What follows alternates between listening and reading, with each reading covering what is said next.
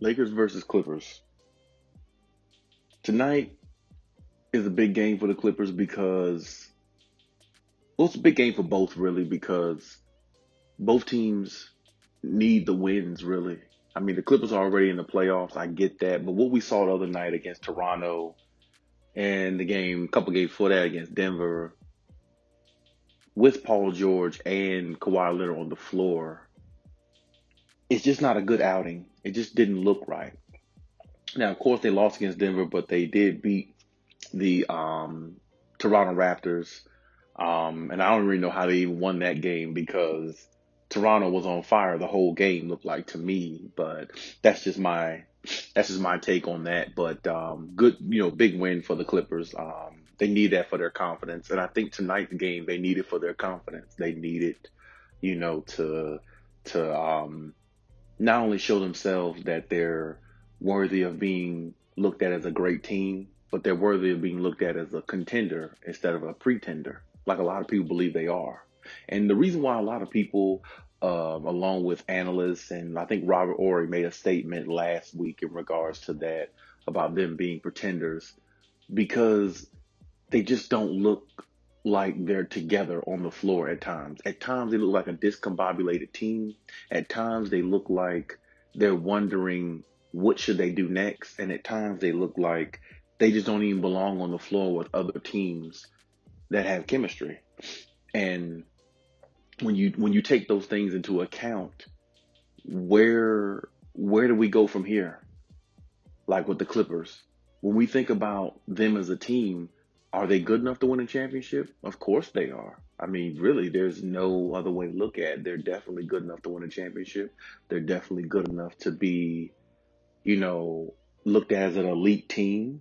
They're definitely good enough to beat the Lakers. They're definitely good enough to beat any team. But at the same time, when you look at Ty Lue and his coaching, the rotations, I don't even know what he's doing.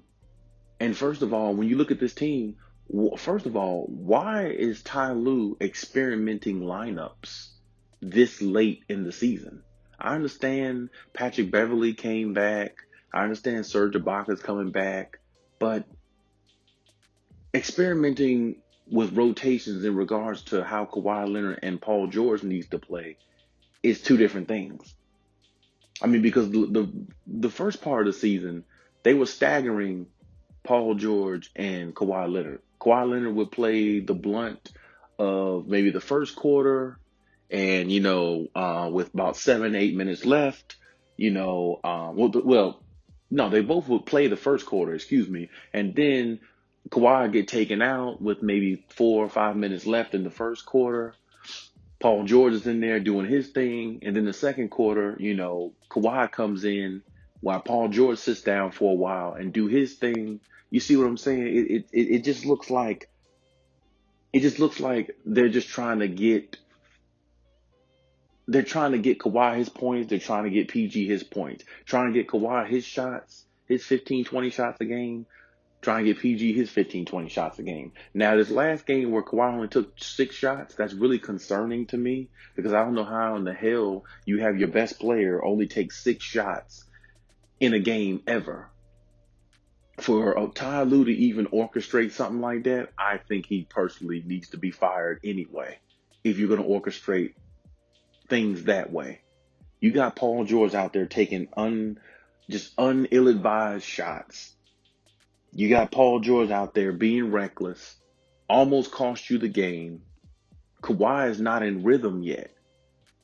And you could tell Kawhi is not in a rhythm because he's been out a while and the foot is still bothering him. You could just tell. So the common sense thing would do is get Kawhi going. Give him the most shots that last game and get his confidence back up to where, he's supposed to be. But Ty Lue is running an offense that just looks discombobulated, and it looks like a bunch of players just put on a roster and never played with each other before. And when you coach like that, and when it looks like that to the fans, when it looks like that to the media, you're not only going to get criticized, but you're probably getting criticized for all the right reasons. This is just not how it's supposed to be with this team. This team was assembled to win a championship, and that's it. But I can tell you, for the last 2 seasons up until this point, they look like a second round team, a second round exit from the playoffs. That's exactly what they look like. They just really don't look like a team that you can trust going into the playoffs. Like, yeah, they got this. We got it together. We know where everybody's supposed to be. Everybody knows their role. Everybody knows their role to perfection. And the superstars are playing their role to perfection. Like I said, I don't want to see Reggie Jackson taking 15, 20 shots and Kawhi Leonard only takes 6 shots. Who the hell is Reggie Jackson? Really, who the hell is Reggie Jackson? He's a nice little piece, but that's all he is. Don't make it seem like Reggie Jackson, is a star player on the team. For Ty Lue to even allow something like that, he should be fired. I mean, and I'm really starting to worry too, because if they go out the second round this year, hypothetically, was firing Doc Rivers the thing to do? Was firing Doc Rivers the answer? I mean, there's a lot of questions that's going to need to be answered if this team doesn't make the finals at least. Because really, the path to the finals is looking pretty easy for them so far. I'm not going to say easy, but if the Lakers aren't healthy, they don't have nothing to worry about. They can beat the Lakers if they're not healthy. The Phoenix Suns, yeah. But I mean, just about a week or two ago, about 2 weeks ago, 3 weeks ago, they beat the Phoenix Suns. That's the game where Kawhi Leonard just, murdered DeAndre Ayton with like the dunk of the year, I think. So that's my thing. Like, they got the mental edge over a team like that, I think. The Utah Jazz, not really too worried about them because, I don't think they can even beat, the Phoenix Suns or Denver. I definitely don't think they could beat the Clippers. So it's like, who are they really worried about outside of the Lakers? As long as they don't, get too far ahead of themselves, they'll be fine. But this is what I'm saying. The path to the championship is there for them this year. LeBron is hurt. He's not 100%. He's not going to be 100% in the playoffs. AD looked really good for one game, but that's one game. We have to see how he looks tonight and going forward, but still. I'm just not sure. So, the Clippers need to figure out a way to get it together. They need to figure out a way to be more concise on offense. I don't ever want to see Kawhi Leonard take 6 shots in a game again. If I see Kawhi Leonard take 6 shots in a game again, I probably won't ever watch a Clippers game going forward. And that might just that might just be me being a little over dramatic about the situation. But at the same time, it's really concerning to see something like that. This is your best player. There's no way in hell he should ever take 6 shots in a game. And you have PG running out there throwing up reckless shots, and it's just not right. I don't trust Reggie Jackson. To be honest with you, when it comes to playoffs, I don't trust nobody on the Clippers besides Kawhi Leonard. Because up until Game 7 last year against the Denver Nuggets, Kawhi Leonard was probably the MVP of the playoffs. A lot of people don't want to say it. A lot of people don't want to think about it. A lot of people don't want to talk about it. But up until that Game 7, Kawhi Leonard probably was an MVP in the bubble, in the playoffs. I mean, he was playing at a really high level. Paul George didn't show up how he was supposed to. Talking about anxiety, all this other crap. Don't nobody care about your personal problems, dude. When you on the court, they only see number 13 and they see George on the back of the jersey and they need you to perform. That's all they care about. Because your anxiety and all this other crap don't stop you from getting paid, does it? They paid you $100 plus $80 million. Do you have anxiety now? When you're getting paid, when that check comes through every 2 weeks or every week or every game or every month, when that check comes through, how's your anxiety then? You look pretty good to me. But this is my point. Weak players make excuses. real players make it happen. And I've seen Kawhi make it happen on more than one occasion. I just truly believe being around somebody like Paul George is bringing Kawhi Leonard down. I've always said you're always a product of your environment. You could never be no better. And they always say you're only as good as the company you keep. Well, if Paul George is the best company you can keep, you might not win anything because he hasn't won anything in his career so far. You got a lot of these people saying that Paul George is a great player. You have some people on even my channel here or other channels saying that Paul George is as good or better than Kawhi Leonard. How in the hell can you say something like that? Paul George has never won an MVP, a Defensive Player of the Year, a Sixth Man of the Year, a Finals MVP, a championship. Paul George ain't never won anything. Paul George is just a nice, smooth player that could put the ball in the basket. But you know how many players in the NBA can put the ball in the basket? There's a lot of them who can do that. But to be an elite player, you have to do more than put the ball in the basket. You have to will your team to victories. You have to show up when you need to. You have to have a championship mentality. And you have to go out there and lead by example.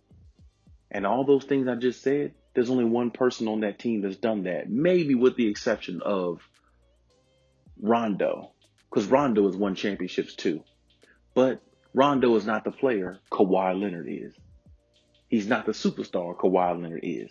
He never was the superstar Kawhi Leonard is. So what I'm saying is there really should only be one or two players on that team that should have the loudest voice and that should get the most attention and that should get the ball when they need it. And two players that I can think of is Rajon Rondo and I think of Kawhi Leonard, which of course I think of Kawhi Leonard first. You want to put the ball in Kawhi's hands because you know he's been there, done that. He knows what it takes to win a championship. We just saw him win a championship with Toronto like 2 seasons ago. Led the team, carried the team, put the team on his back, made the necessary plays when he need to, made the defensive plays when he need to. When he guarded Giannis, shut Giannis down. Who the hell shuts down the Greek freak like that? Kawhi has already proven how great of a player he is. PG is not even comparable to Kawhi Leonard. He ought to be lucky he could sit in the same locker room with somebody that great. Then you look at Rondo. I trust Rondo also. Rondo has been there, done that. We all know playoff Rondo's real. We all know Rondo makes good decisions 90% of the time. Rondo is great under pressure. And Rondo will knock down big shots under pressure when you need him to in big games because he's built for championships. So to me, their best two players really isn't Kawhi and PG. To me, now their best two players is Kawhi and Rajon Rondo. And a lot of people may disagree with that. But when it comes to winning championships, those two are more dependable. When it comes to looking good and putting up points, well, that's all Paul George has ever been. And I know a lot of people like Paul George. I don't dislike Paul George, but I just keep it real. And every time you come to this channel, that's what I'm going to do. I keep it real on what I see and what happened and what's the latest of what happened and how they're playing. And just because I like Paul George, I'm not going to give him a pass. He has to come out and show out. But so does Kawhi Leonard and the rest of them because they're a team. But they're not going to be a great team in the playoffs if we keep seeing what we're seeing from them down the stretch here. Because these last several games, I'm more worried about them than I've ever been between last year and this year. These last several games, I don't really know what team they have on the floor. Do Ty Lue got too many pieces where he can't figure out how to implement them? Is Boogie Cousins too much of an addition to figure out how to implement him with Rondo? You know, you're experimenting with lineups, and we're in May. I can see if you're experimenting with lineups and we're in March, you know, or I don't know, you know, maybe February, you know, but in May, No, we don't need to be experimenting much. We need to know our 8-9 man rotation. We need to be implementing that. The superstars need to get in position where they need to be at their best. Your best player need to be the focal point, and all the role players need to feed off of him and feed off of what Paul George brings as well. This is exactly how it's supposed to go. And if Ty Lue doesn't get this right, if Ty Lue messes this up, if Ty Lue gets this team to the second round and they get no further or get knocked out before then, it is not only a bust season. I believe you just lost a Hall of Famer in Kawhi Leonard. I would be very surprised if Kawhi signs back to this team and they don't win a championship. I would be very surprised. Because when you look at Kawhi, Kawhi is the most winningest player, I think, probably in NBA history, or just most winningest player and active players now.